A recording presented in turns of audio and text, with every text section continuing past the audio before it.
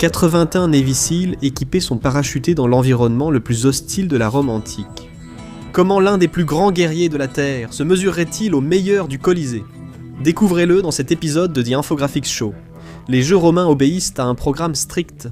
La matinée débute avec la chasse à des animaux exotiques venus de l'Empire. Lions, tigres, éléphants, rhinocéros. Affamés et excités, ils sont lâchés dans l'arène face à des chasseurs peu armés. La survie n'est pas attendue, seul le spectacle compte. Dans les profondeurs du Colisée, le phoque entend la foule en délire. Il gravit lentement les marches, accueilli par 65 000 Romains, assoiffés de sang. Le phoque observe calmement, forgé par des décennies de sciences militaires en véritable système d'armes, bien plus qu'un simple soldat. Il mesure environ 1,80 m et pèse près de 90 kg de muscles secs. Il s'apprête à affronter sa première vraie épreuve, testant son entraînement et son équipement dans un environnement ancien. Les ascenseurs souterrains s'arrêtent en grinçant et les trappes s'ouvrent. 2 lions africains émergent dans l'arène. Chacun pèse environ 225 kg et est capable d'atteindre presque 80 km à l'heure en courte pointe de vitesse. Un chasseur bestiaire affrontait ces animaux avec timing, courage et chance, frappant après leur attaque. Mais le phoque n'attend pas. En bandoulière sur sa poitrine, il porte une carabine M4A1, tirant des munitions autant de 5,56 par 45 mm. Chaque balle, légère, sort du canon à plus de 3000 pieds par seconde. Contrairement à une lance, le MAI ne dépend pas du contact rapproché, du timing ou de la chance, il dépend de la physique. Le Sea, Air and Land a un avantage immédiat, mais il n'est pas illimité. Il transporte 7 chargeurs de 30 cartouches, soit 210 au total. Pas de ravitaillement. Chaque tir diminue ses chances de survie. Les lions le voient et attaquent, se rapprochant à chaque bond. Le Sea, Air and Land s'agenouille, vise à 50 mètres et tire 2 rafales contrôlées sur le lion de tête, hors de portée des crocs et griffes. Les balles transpercent peau, muscles, os, détruisant organes vitaux presque instantanément. Le lion s'effondre en courant et glisse sur le sable. Le second lion hésite, ce qui lui est fatal. Le Sea, Air and Land ajuste sa visée, tire 3 balles au centre, l'animal s'effondre. 5 tirs, 2 prédateurs neutralisés. La foule reste stupéfaite. Un combat qui durerait normalement plusieurs minutes se termine en quelques secondes. Le Sea, Air and Land n'a subi aucun dégât. Son rythme cardiaque est élevé mais contrôlé, mais les choses jouaient déjà contre lui. Il porte un gilet pare-balles de niveau 4 conçu pour arrêter les balles de fusil à grande vitesse, bien au-delà de tout ce que Rome peut produire.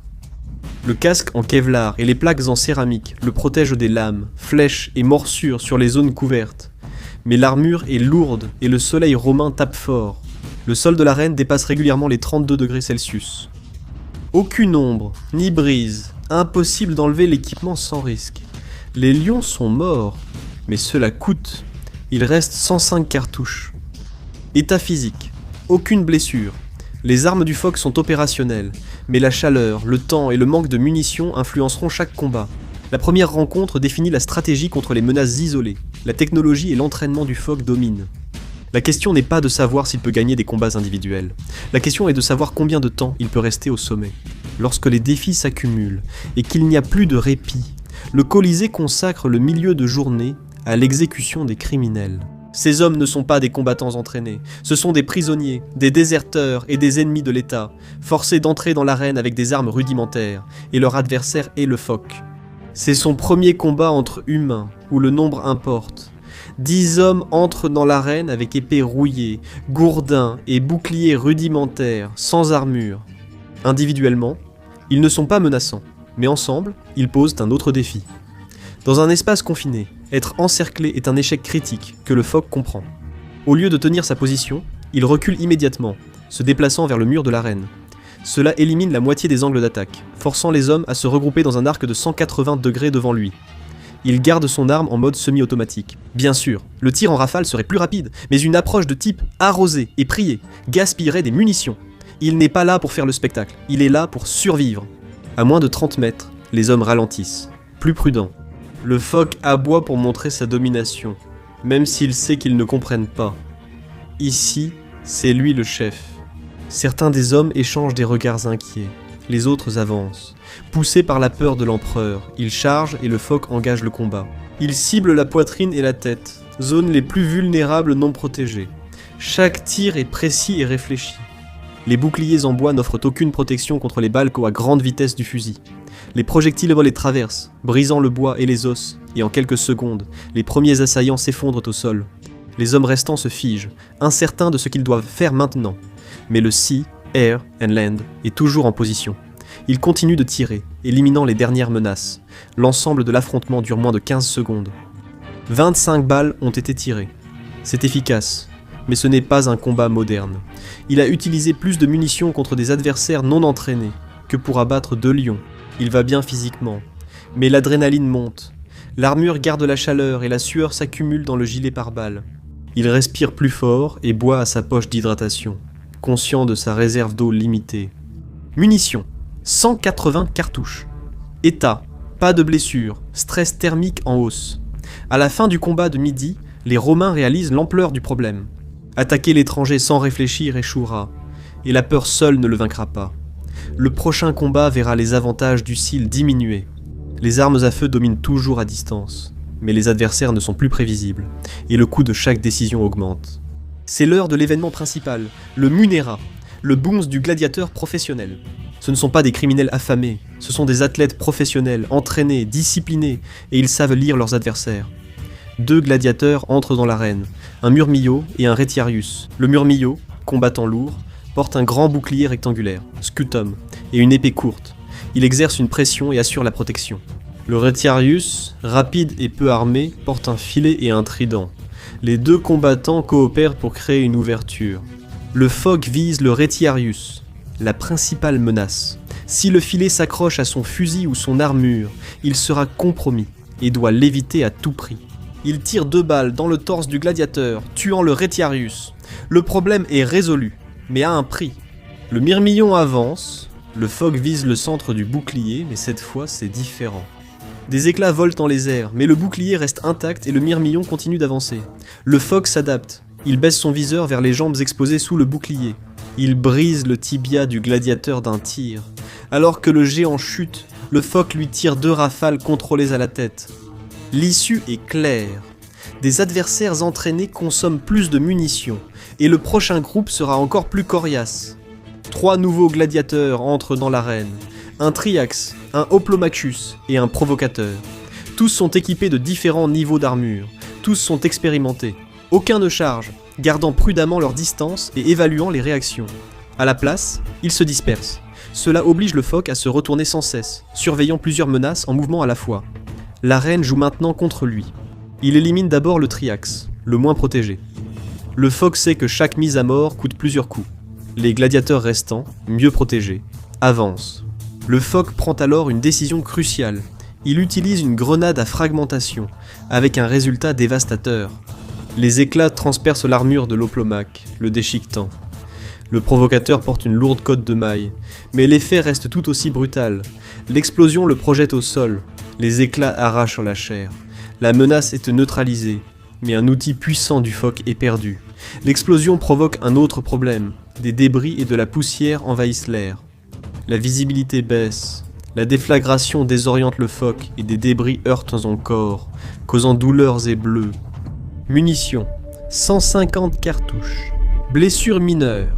Énergie en baisse. Lors de l'explosion, un éclat frappe le phoque au bras.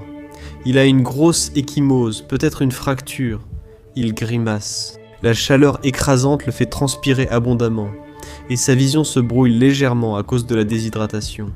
Chaque combat épuise le phoque en munitions et énergie. Mais Rome ne cède pas. Le spectacle attendu par la foule vire au massacre en fin d'après-midi. Le phoque n'a pas le temps de se regrouper. De grandes portes s'ouvrent soudain à l'autre bout de l'arène, laissant entrer une formation de légionnaires. Ce sont des soldats entraînés, habitués au combat en unité, pas des gladiateurs. Tous portent un grand bouclier, une épée courte et de lourds javelots capables de percer les armures et briser les lignes. 2 chars de guerre avec archers les accompagnent. Ce n'est plus un duel mais une guerre. Le phoque utilise un corps et des débris comme abri improvisé au lieu de rester exposé. Aucun abri réel n'existe. Même une obstruction partielle brise la ligne de vue et force les archers à adapter leur tactique. Les légionnaires avancent en formation. Des boucliers superposés peuvent vaincre l'armure romaine face à plusieurs couches de bois et de bronze. L'efficacité diminue. Alors le Sea, Air and Land passe à son lance-grenade sous le canon. Il tire une grenade de 40 mm directement au centre des hommes. L'explosion brise la formation, arrêtant ou blessant 8 hommes sur le coup.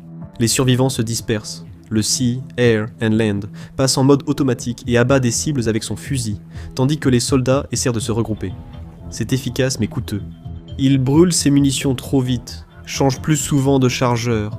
Il transpire, s'essouffle, son équipement pèse, les archers s'ajustent. Une flèche heurte sa plaque thoracique. L'armure résiste mais il perd le souffle. Une flèche s'infiltre dans l'armure, entaille sa cuisse, une douleur fulgurante le traverse, la blessure brûle. Le Sea, Air and Land cherche maladroitement sa trousse médicale et applique un garrot. Cela contrôle le saignement.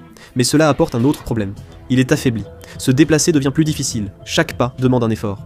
Pour la première fois, le Sea, Air and Land est ciblé.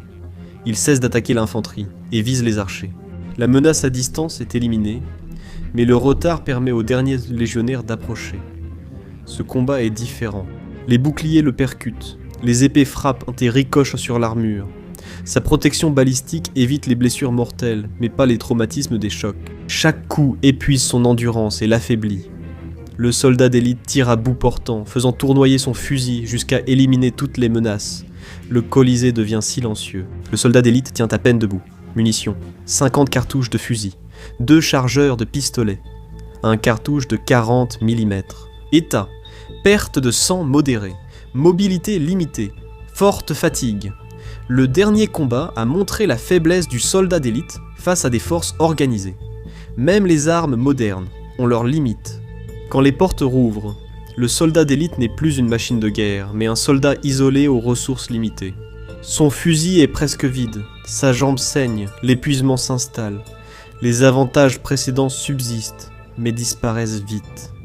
Des combattants d'élite, choisis pour leur expérience, entrent dans l'arène. Lourdement armurés, ils sont coordonnés et patients. Ils ne se précipitent pas, ils se dispersent, forçant un mouvement constant et empêchant le Sea, Air and Land de se concentrer sur une seule cible. Les soldats lancent des pilas, lourds javelots faits pour percer armure et alourdir bouclier. Le Sea, Air and Land plonge, mais reste lent. Une lance le frappe au flanc, lui fêle une côte. Le Sea, Air and Land tire, atteignant bouclier et armure. Il élimine 2 assaillants, mais dans le processus, il utilise ses dernières munitions. Le fusil n'est plus qu'un poids mort, il le jette de côté. C'est alors que le pistolet, un Sig Sauer P20 tirant du 9 par 19 mm, prend le relais, contrairement au fusil. Plus lent, portée réduite et moins efficace contre les armures, il reste mortel au corps à corps. Le Sea, Air and Land vise les zones exposées avec son pistolet. Gorge, visage, ouverture dans l'armure. Il abat 2 Romains, mais c'est très risqué. Chaque tir, chaque ennemi abattu, le rapproche de l'épée. Les coups pleuvent, les boucliers frappent, l'armure absorbe presque tout, les impacts l'ébranlent, le vidant d'énergie et le faisant hurler. Le pistolet est vide, clic, le Sea, Air and Land recharge instinctivement, sous pression. Ses mains sont trempées de sueur et de sang. Le second chargeur se vide vite. Quand le pistolet se bloque, il n'a pas le temps de recharger et sort son couteau. La situation s'inverse alors. L'entraînement du Sea, Air and Land l'a sauvé, mais l'écart technologique a diminué. Ses adversaires sont désormais endurants. Dans ces conditions, ils ne vont pas plus vite, mais restent plus frais. Il neutralise un soldat par maîtrise, préférant levier et contrôle articulaire à la force. Il plante son couteau sous l'armure du Romain, le tord, puis le retire. Un bruit sourd s'échappe du soldat. Le Sea, Air and Land se retourne, prêt pour un nouvel adversaire. Un soldat attaque le Sea, Air and Land qui esquive et tranche son bras. Le Romain hurle de douleur. Alors que le Sea, Air and Land tente de se ressaisir, il est frappé dans le dos. Sa jambe blessée lâche. Il s'effondre bruyamment.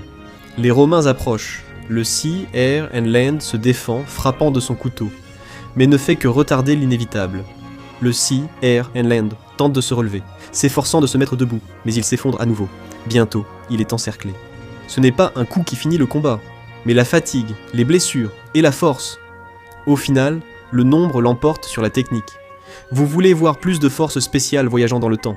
Découvrez ce qui se passerait si une escouade de SEALs de la marine voyageait dans le temps jusqu'à la guerre d'indépendance américaine. Ou cliquez plutôt sur cette vidéo.